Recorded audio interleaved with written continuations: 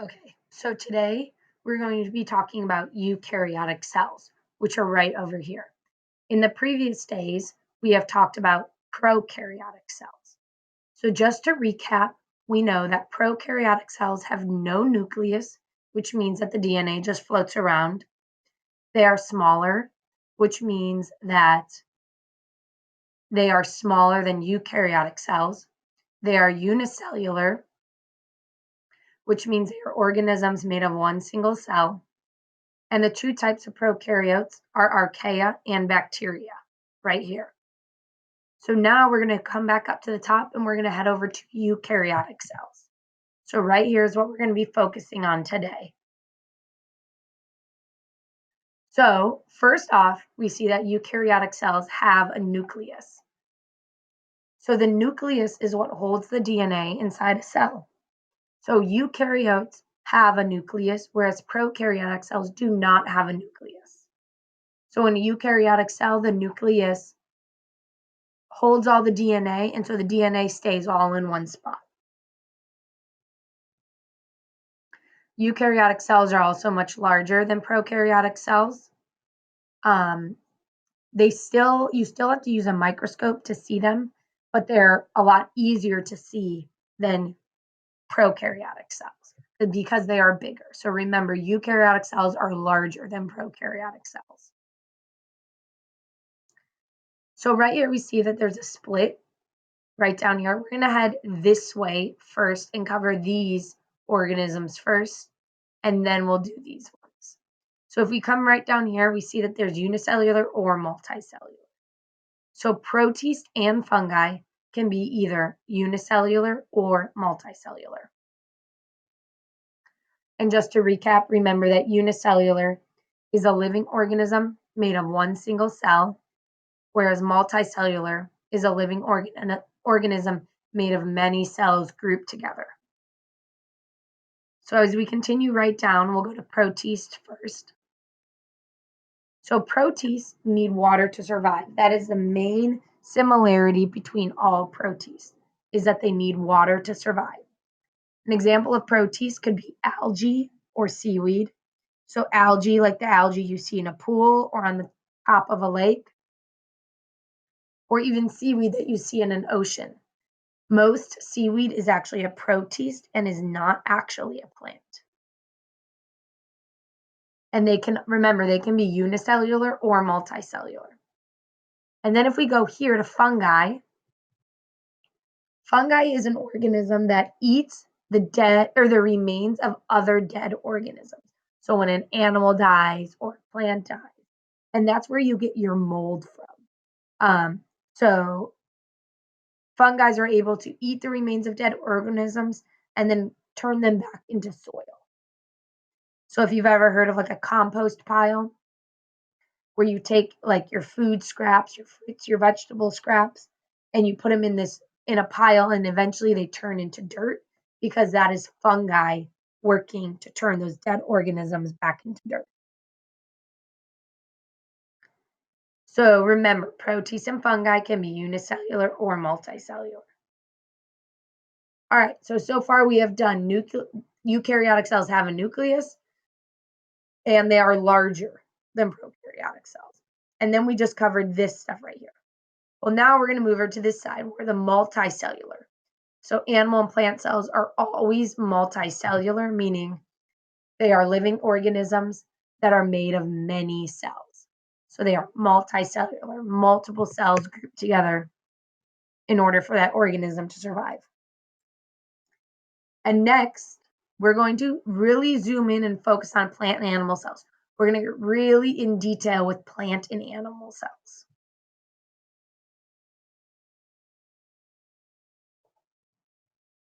So, as you can see, the first thing is one of the major differences between plant and animal cells is an animal cell has no cell wall, whereas a plant cell has a cell wall.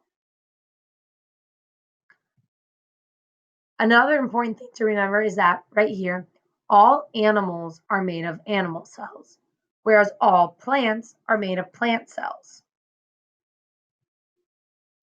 Animal cells also have centrioles, And centrioles allow for the cell to divide,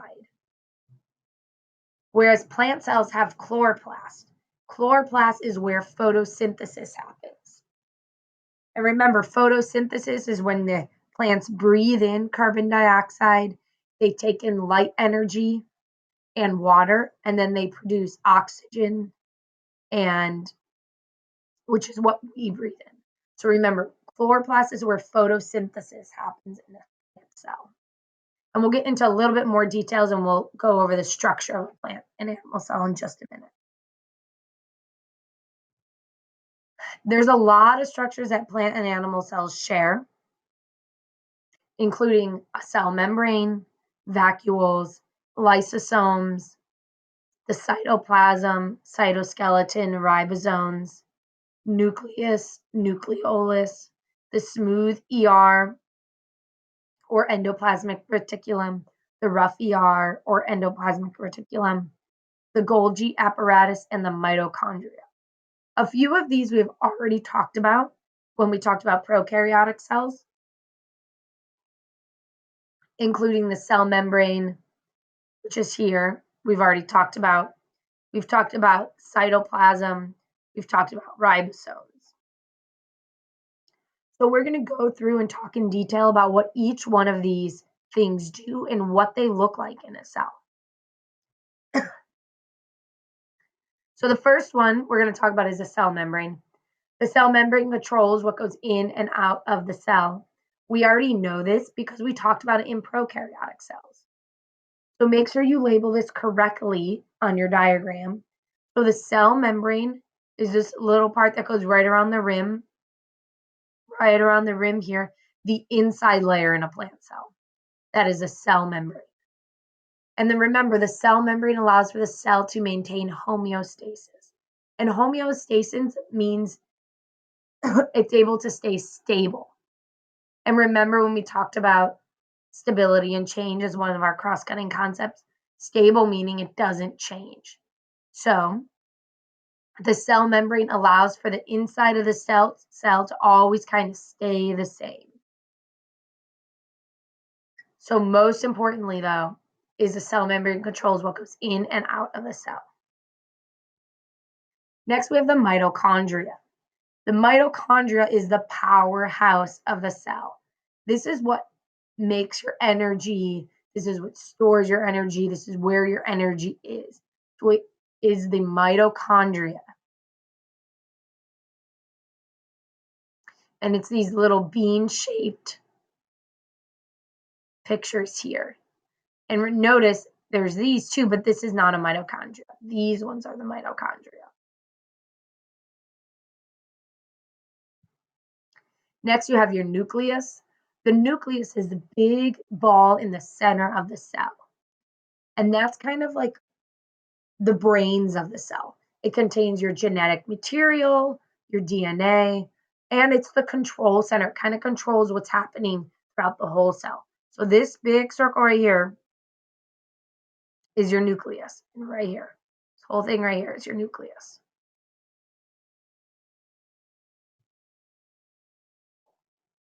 The next thing you have is your nucleolus.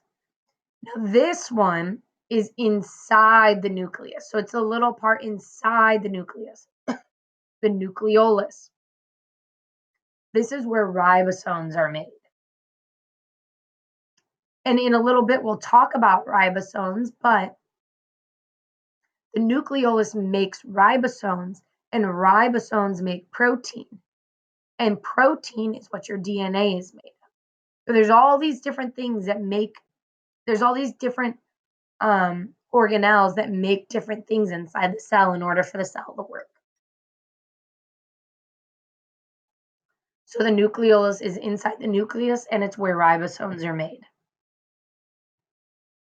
Next, you have your smooth ER.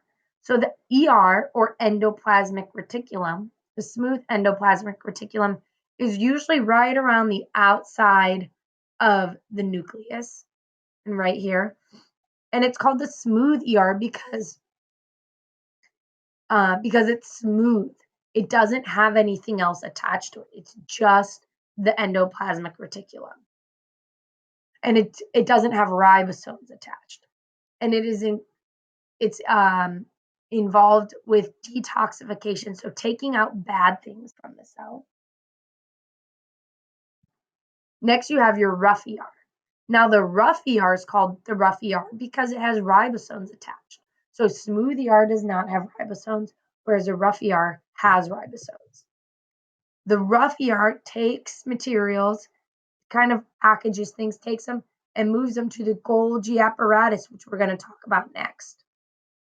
So here's your rough ER, here's some rough ER, and it takes it to the Golgi apparatus. It moves things to the Golgi apparatus. Here, and they move it to the Golgi apparatus. And they move things in little transport vesicles.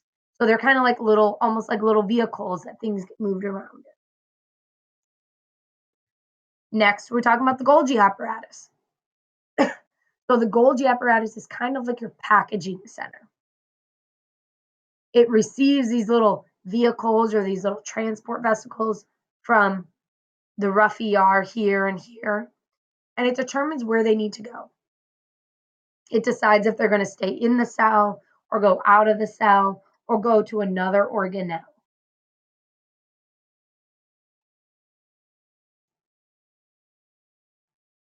Then you have your lysosomes. Lysosomes are kind of floating around here in the middle of the cell, and they kind of are like, they kind of package up your waste. So the lysosomes will collect all this waste or garbage, and then eventually the lysosomes will leave the cell as waste. Then you have your vacuoles. Notice that this, which is a vacuole, and this, which is a lysosome, look pretty similar. But the difference is that vacuoles store materials that the cells might need. So vacuoles store materials, mostly water. So this actually says store materials that the cell might need, such as, it should say water right here. So such as water. A lot of water gets stored in vacuoles. Notice the difference between the vacuole in your animal cell and the vacuole in your plant cell. Plant cells have one large central vacuole, which is right here, so just one, whereas animal cells have several small ones, so one right here and one right here.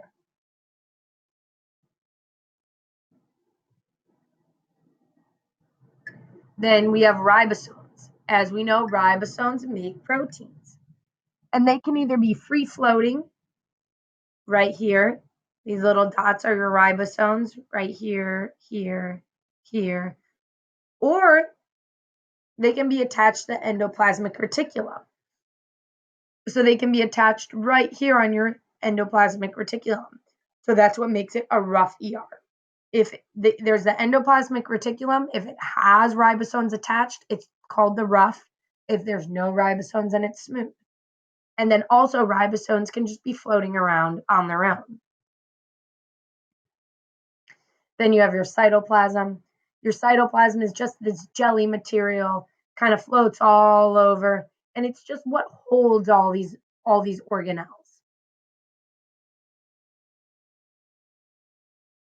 And your cytoskeleton, again, you can't really see your cytoskeleton, but it provides support for all these. So that way all these organelles aren't bumping into each other and moving all around and getting damaged. The cytoskeleton kind of holds everything in place. So while you can't see it, it is there.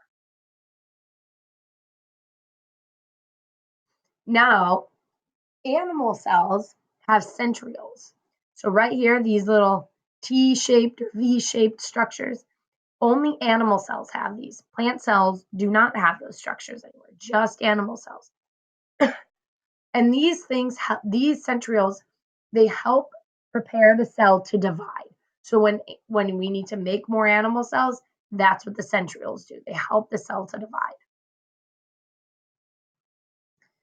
Now, plant cells have chloroplast, which we talked about earlier. That's where photosynthesis takes place.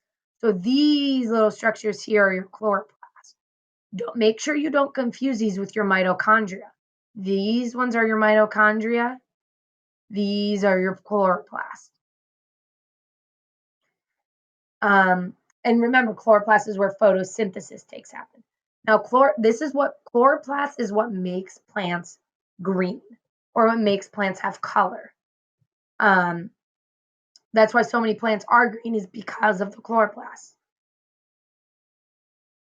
And chloroplasts allow for sunlight and carbon dioxide and water to create energy and oxygen.